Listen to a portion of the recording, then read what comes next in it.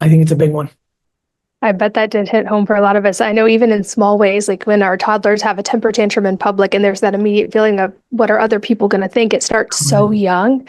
And I know I can resonate with this looking back to my own childhood. I internalized early that good grades equaled love or academic achievement equaled love.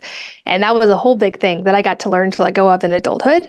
But I know the goal for many parents is how do we avoid these same pitfalls in raising our own Let, kids? let's let's talk about the one that you just brought up. What you cheer for is what they strive for. Ooh. So my mother, for example, gave me most positive reinforcement when I was nice.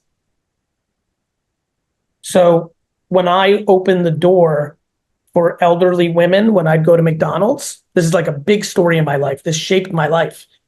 I once opened the door to an elderly woman when we went to McDonald's when I was 8, and you would have thought that I won the Nobel Peace Prize. My mom made such a to-do about it that it ingrained in my mind. And so I tell a lot of parents that, like, if you tell your kid, if you are positive reinforcing and cheering for straight A's, they're going to overvalue conforming to systems. If you over cheer for them being attractive, like, I grew up with a kid who was a good looking dude, and his mom, like, that's all they talked about, like how good look. And by the way, like, he's now a 48-year-old man who's had like 40 plastic surgeries, tons of book, like, because, and I get it now. I'm like, wow, White. He thinks, to your point, that's the love language. That's the thing. That's what he brings to society. And so you have to be very thoughtful of what you cheer for. And I think one thing that I'm very passionate about is cheering for good behavior, civility, kindness, who you are as a human being. And I think that's a big insight for parents.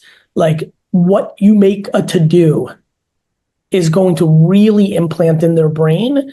And I think if you can get into accountability and work ethic, I mean, I can tell you, for me, work ethic is very clearly, and again, sometimes it goes too far. Like, no question am I a workaholic, because like how many hours I worked or how hard I worked was positively reinformed in my immigrant household.